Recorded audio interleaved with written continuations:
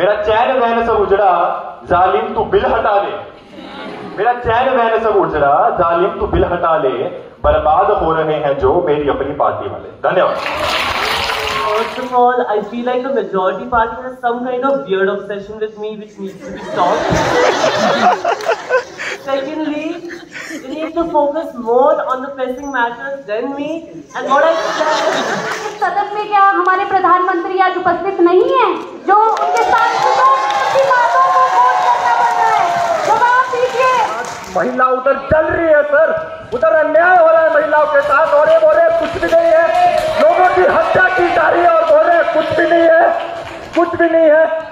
वहां पे लोग आजादी से घूम में नहीं पा रहे और बोल रहे हैं कुछ भी नहीं है। मणिपुर चल रहा है सर, मणिपुर चल रहा है और ये बोल रहे हैं कुछ भी नहीं है। भाषा का प्रयोग ना कीजिए। कहा है माँ का दूध? ये कौन सी भाषा है पाकिस्तान में? आपने पहले ही कहा दिया, आपने इसको पहले ही कहा है और हम इसका विरोध करते हैं माननीय मुख्यमंत्री। आपका अपमान हम नहीं करेंगे, आपका अपमान नहीं करेंगे माननीय। Aditya Singh Parmar international Delhi arbitration weekend में बहुत उल्लेखनीय था।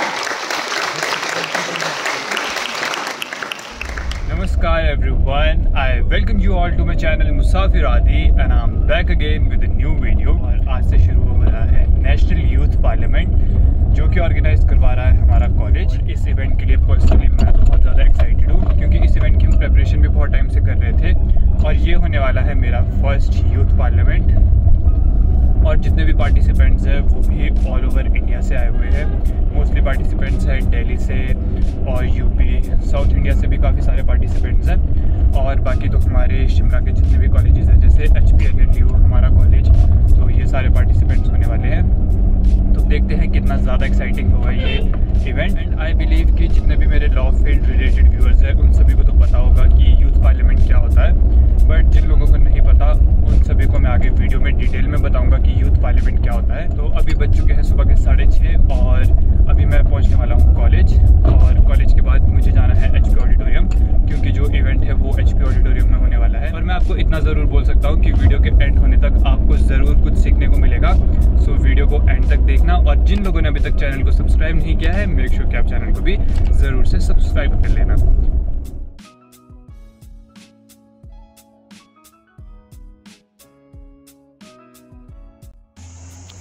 यूथ पार्लियामेंट बेसिकली डेमोक्रेसी के लिए बहुत इम्पोर्टेंट है और डेमोक्रेसी इंडिया जैसा सबसे लार्जेस्ट डेमोक्रेसी है इंडिया, और इंडिया के लिए तो विशेष महत्व रखता है यूथ पार्लियामेंट जैसा कंसेप्ट। यूथ पार्लियामेंट में बेसिकली हम फ्यूचर लीडर तैयार करने की कोशिश करते हैं। जो यंग माइंड्स है कॉलेजेस में और यूनिवर्सिटीज़ में उनको हम फैमिलियर करवाते हैं पार्लियामेंट्री प्रोसेस से कि किस तरीके से पार्लियामेंट का प्रोसेस होता है, किस तरीके से प्रोसीडिंग उसकी होती है, किस तरीके से कोई विधेयक जो है वो कानून बनता है या बिल किस तरीके से कोई जो है कानून का शेप लेता है। उस पूरे प्रोसेस से हम उसको फैमिलियर करवाते हैं। बहुत नुआंस में हम वहाँ पे स्पीकर से लेकर डिप्टी स्पीकर से लेकर अपोजिशन से लेकर और जो सत्ताधारी दल है वहाँ तक एक पूरा डिबेट का माहौल उसमें रहता है। और उसके माध्यम से आप एक कह सकते हैं कि एक प्रोटोटाइप पार्लियामेंट्री जो सिस्टम है या उसकी एक डिटो कॉपी आप कह सकते हैं, उसको इम्यूलेट करने की कोशिश हम करते हैं। और सबसे बड़ा फ़ायदा इसका जो है वो न केवल बच्चों को होता है क्योंकि बच्चों को एक एक्सपोजर मिलता है, न केवल इंडिविजुअल लेवल पे बल्कि एक ऐसे लेवल पे एक्सपोजर मिलता है जहाँ पे वो मल्टीपल बच्चों के साथ एडजस्ट करते हैं, एक मुद्दे पे डिस्कस करते हैं। ये एक स्पेसिफिक इशू पे था यूनिफॉर्म सिविल कोड। और इसी तरीके से जो यूथ पार्लियामेंट होते हैं वो किसी एक विशेष मुद्दे पे होते हैं और होता है कि एक बहुत अच्छा कंसेप्ट है और डेमोक्रेसी के लिए बहुत फंडामेंटल है।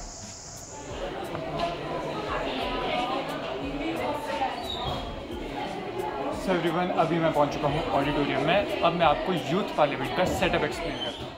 सो एवरीवन, ऐसा कुछ होता है नेशनल यूथ पार्लियामेंट का सेटअप। जैसा कि आप सभी देख सकते हैं, बीच में है स्पीकर, लेफ्ट साइड पे वी हैव डेप्यूटी स्पीकर और राइट साइड पे है जर्नलिस्ट और ठीक सामने बैठी है ruling party that is BJP, Bharatiya Janata party, और इनके साथ में है opposition party that is Congress. और इन दो पार्टीज़ के अलावा कुछ एक इंडिपेंडेंट पर्सन्स भी हमारे साथ हैं। श्लोक के साथ हमेशा सदन को शुरू करना चाहिए। मैं वो श्लोक प्रस्तुत करता हूं। सभ्यम सभा सभासदी पश्यन्तु सभा संसदी। इसका अर्थ होता है कि जितने भी यहां पर सदस्य हैं, सभासद हैं, जितने भी सांसद हैं, वो अपनी बुद्धि और विवेक का प्रयोग करके इस संसद को सफल बनाएंगे। ऐसी कामनाओं के साथ the house is in session. So we are going for the opening statements. By default, as because Prime Minister of Bharat is here, तो सबसे पहले स्पीकर होंगे for opening statement Prime Minister of India. UCC have been our vision since 1996. Opposition is shouting that the implementation of UCC will violate secularism. But if the violation of secularism means giving equal rights to women, legitimate rights to women, then we will violate secularism. एक बार नहीं, हम ये बार-बार करेंगे। हज़रत मोहम्मद ने अपनी बुखारी हदीस में कहा है कि बेटियां जन्नत की रहमत होती हैं और जो बेटियों को पढ़ाता है, उन्हें अच्छा जीवन देता है, मैं उसे खुद जन्नत की आग से बचा के उसे जन्नत लेकर जाऊंगा। हमारी सरकार अगर मुस्लिम बेटियों के लिए अच्छे अधिकार लेके आ रही है ताकि वो गरिमा और शालीनता से जी सके, तो आप बताइए हम कहाँ गलत हैं? हमने उनका मान रखा है जिन्होंने इस्लाम खुद दिया है, आप बताइए हम कहाँ गलत हैं? Speaker, the panel, and of course my fellow compeers. Now, let's get down to business. The plethora of religion, culture, rituals cannot be defined by a single law. That is the reason that our forefathers decided with a majority of 5:4 that the UCC should be put in DPSPs. I would also like to raise the symbol of my party and stop your right here. It is my kind recommendation to the ruling party that instead of rambling, bubbling bands of buffoons on gender equality, they should question their own Prime Minister and Prahlad Joshi, who spoke of the right to equality in case of women. But what about the minority women who practice polyamory?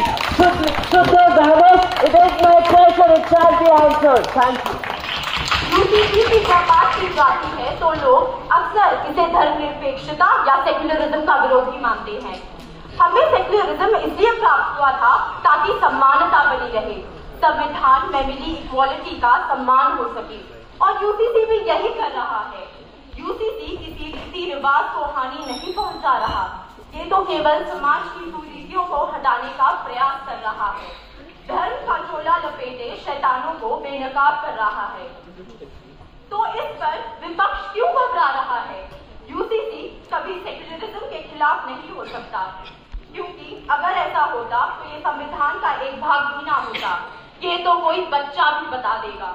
और जो इस पर प्रश्न चिन्ह उठा रहा है वो यूसीसी पर नहीं, हम पर और आप पर भी नहीं, संविधान के रचयिताओं पर प्रश्न चिन्ह उठा रहा है।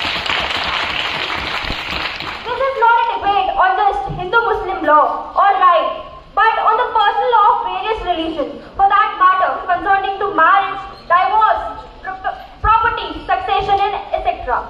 But the ruling party have just failed to understand the critical or the crucial point which is mentioned by us as the opposition.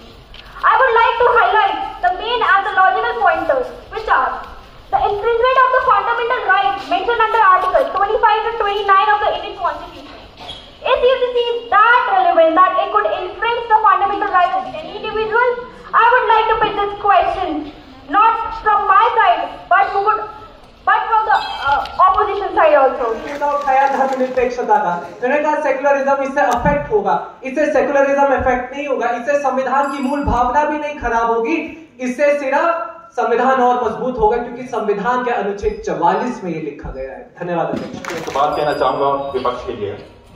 सुबह से माहौल बना है, डिस्कशन हो रही है, मुद्दे पेश हो रहे हैं, तो एक गाने की पंक्ति विपक्ष के लिए मैं प्रस्तुत करना चाहूंगा। मैं चाहता हूं आप बहुत ध्यान से सुनेंगे। एक गाना है, मेरा चैन बैन से उजड़ा, जालिम नजर हटा ले, बर्बाद हो रहे हैं जो तेरे अपने शहर वाले। मैं बताता हूं उनके लिए क्या है। मेरा चैन बैन से उजड़ा, जालिम तू बिल हटा ले, मेरा चैन बैन से उजड़ा, जालिम तू बिल हटा ले, बर्बाद हो रहे हैं जो मेरी अपनी पार्टी वाले। धन्यवाद।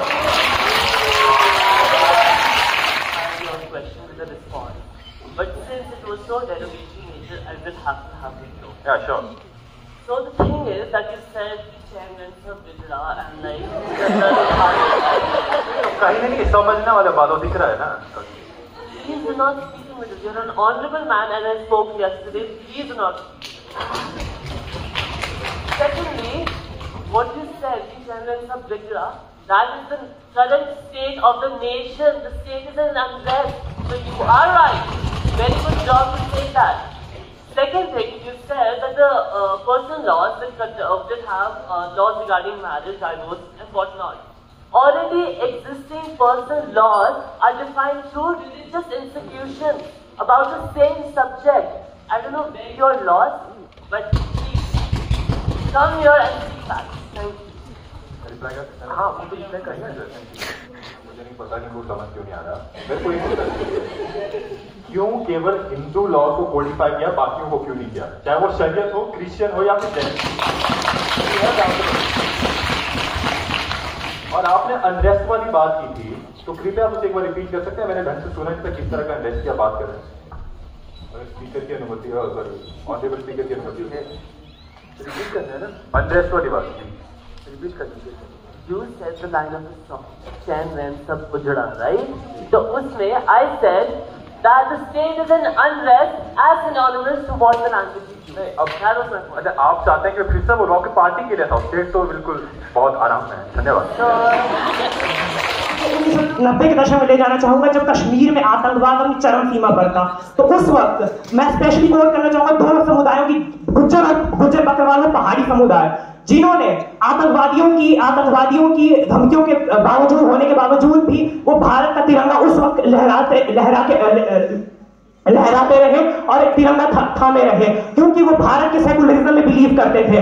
और 370 के समय, और वो आज तक, मैं ये कहना चाहूंगा कि वो आज तक भारत के सेकुलरिज्म में बिलीव कर रहे हैं और आज तक तिरंगा थामे खड़े हुए हैं। लेकिन मैं इस सदन के माध्यम से ये कहना चाहूंगा कि जब 370 के समय जो भारतीय जनता पार्टी है, नरेंद्र मोदी जी ने ये कहा था कि हम कश्मीर के दिलों की दिल्ली से दूरियां पूरी करेंगे, कमी जो है वो कम करेंगे, तो वो कैसे पूरी करेंगे? जो एक तो पहली बात, आप कश्मीर के दिलों पे आज तक जीत नहीं पाए। वहां पे आज भी 70% लोग, मेरे को बहुत दुख के साथ कहना पड़ा कि एंटी इंडिया स्टैंड लेते हैं। और जो थोड़े बहुत दिल बचे भी है, जो गुज्जर बकरवाल है, जो धर्म से मुस्लिम है, वो जब उनके कस्टम्स और उनके जो राइट्स है उनको जब नहीं मिलेंगे, उनके ऊपर अटैक होगा, तो आप उनके दिल भी खो देंगे और आप उनको जो है हाइब्रिड मिलिटेंसी की तरफ जो है पुश कर देंगे और आप कश्मीरी पर अपना स्टैंड लूज कर देंगे। तो मैं एक नज़्म पेश करना चाहूंगा, समय की कमी है पर फिर भी मैं बोलना चाहूंगा।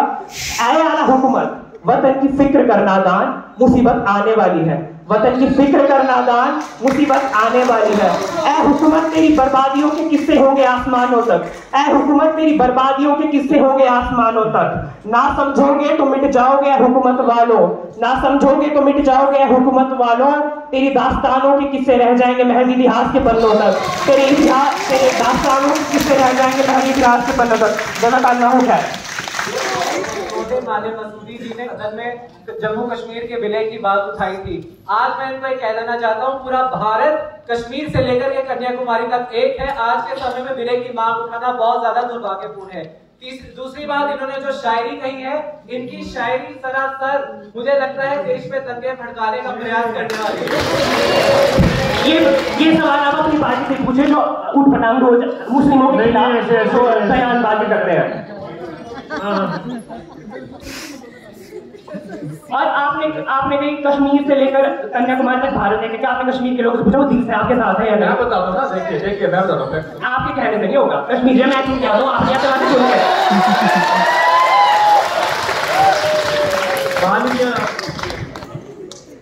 माननीय सभापति महोदय के लिए आपके भूपेंद्र यादव जी को मेरे से पर्सनल प्रॉब्लम है कल से। माननीय, हाँ जी बोलो। सबसे पहले तो दिल से दिल्ली की बात करते हैं। मैं कल से बता के थक गया भाई, होमवर्क करके आइए। G20 का समिट कहाँ पे हुआ था? श्रीनगर में हुआ था। सक्सेसफुल G20 का समिट बात करते हैं। हमारी पार्टी में दम नहीं, मैं बताता हूँ। श्री नरेंद्र मोदी जी ने 1990s के दौर पे जब आतंकवादियों के वहां पोस्टर लगे थे जिसने अपनी माँ का दूध पिया है, लाल चौक में आओ और तिरंगा। बात आपका सम्मान करते हैं, इस तरह से भाषा का प्रयोग ना कीजिए। कहा है माँ का दूध? तो कौन सी भाषा है पार्लियामेंट में? आपने पहले ही कहा दिया, आपने इसको पहले भी कहा है और हम इसका विरोध करते हैं। माननीय आपका अपमान हम नहीं करेंगे, आपका अपमान नहीं करेंगे। माननीय ऐसा करके कोई भी आ रहा है करके चले जाना, सदन लगा हुआ है, मजाक हो रहा है क्या? मजाक हो रहा है क्या?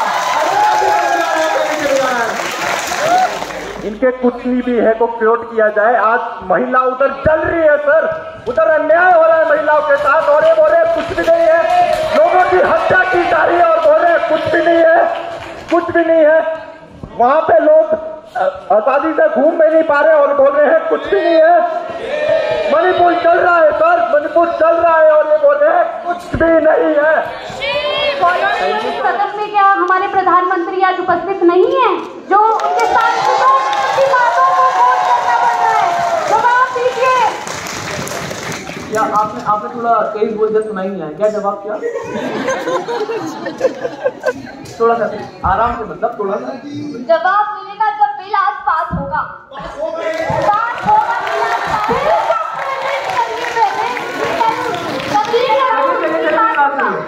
आदरणीय प्रधानमंत्री जी, महुआ मोहित्रा जी, थोड़ी देर में सदन के अंदर बिल आएगा, बिल पास होगा नहीं होगा ये तो सदन तय करेगा, उस समय हम इस पर एक बार चर्चा कर लेंगे।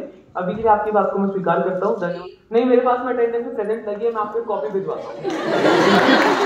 वो आर्टिकल 35 का जो कि अंबेडकर जी ने ड्राफ्टिंग कमेटी जी ने अपनी रिपोर्ट की थी कि हम इसे जो परव्यू है जीपीएससी का उसमें नहीं आने देंगे और इसे एक फंडामेंटल राइट बनाएंगे, पहली बात। I did not mention the name of B.R. Ambedkar nor Jawaharlal Nehru. I said forefathers.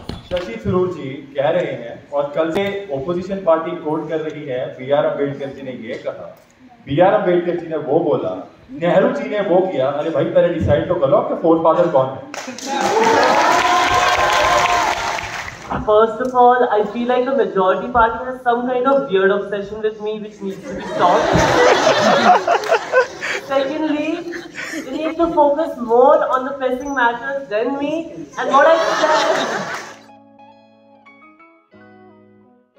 की अनुमति से आज हमारी सरकार हमारे संविधान निर्माताओं के एक सपने को पूरा करने के लिए आज समान नागरिक संहिता का बिल आपकी अनुमति से पेश करना चाहती है। माननीय अध्यक्ष महोदय,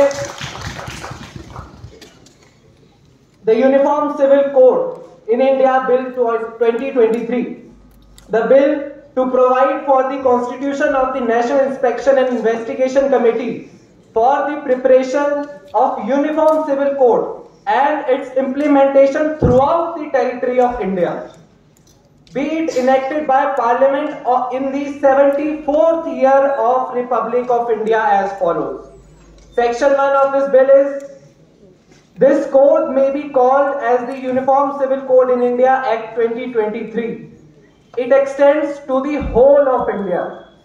It shall come into force on such date as the central government may, by a notification, the official gazette appoint. In this act, unless the context otherwise requires, Uniform Civil Code means common civil code or common law for every citizen residing in India, irrespective of religion, caste and gender. जो इस bill के विपक्ष में है वो ना कहे, जो इस बिल के समर्थन में है वो हाँ कहे, जो इस बिल के विपक्ष में है वो ना कहे।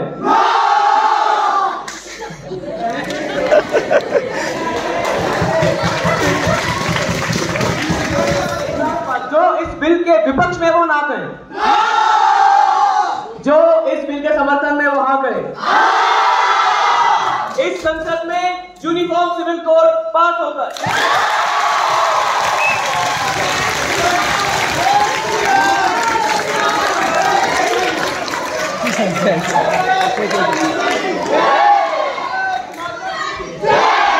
Code is adjust standard. Thank you. Any guesses for the top 3? Rahul Gandhi, Mahua Moitra, Shri Narendra Damodar Das Modi, our Prime Minister. Cash prize of 5,000 rupees to the third position. Any guesses for the second position? Rahul Gandhi, At second position we have Shri Bhupendra Yadav.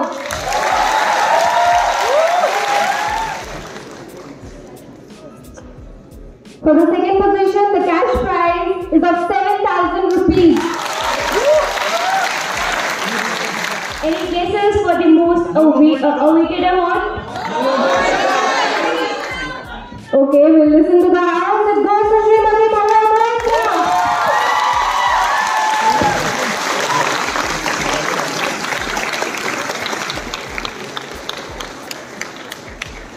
She's being awarded with a cash prize of 10,000 rupees. Please give her a huge round of applause, ladies and gentlemen.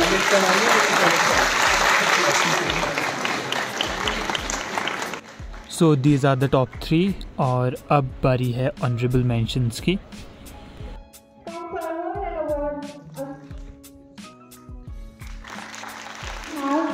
Shrimati Harsimran Kaur Badal,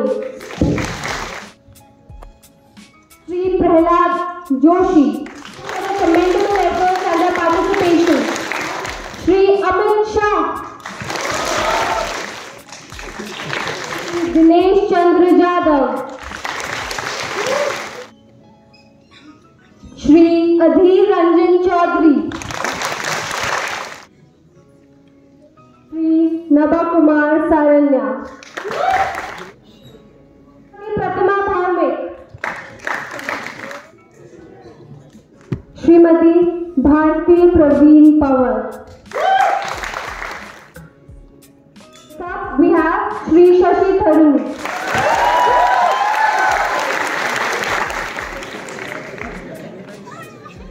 so everyone, this is it from the honourable mention. और इसके बाद हमारे भी कुछ एक college students को appreciation letter मिले थे regarding their achievements in legal activities. Aditya Singh Parmar international Delhi arbitration weekend में बहुत उल्लेखनीय था।